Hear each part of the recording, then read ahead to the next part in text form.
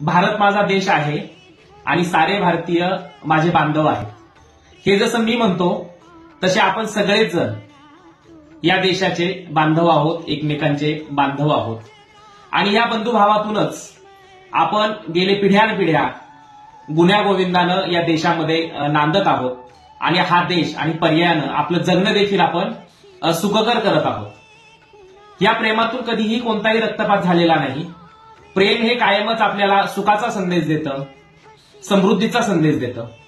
आणि म्हणून आपण येणाऱ्या भविष्यकाळामध्ये देखील आपला हा भारत देश जर आपल्याला एका उंचीवरती घेऊन जायचं असेल, एका प्रगतीपथावरती घेऊन जायचं असेल, तर आपल्या माणसामधला जो बंधुभाव आहे, जो प्रेम आहे, खरा तो एकची धर्म, जगाला प्रेम अर्पावे, हा जो प्रेमाचा संदेश आहे हा आपण माणसामध्ये पेरत चालूयात आणि आपला हा देश आपण समृद्ध करूया.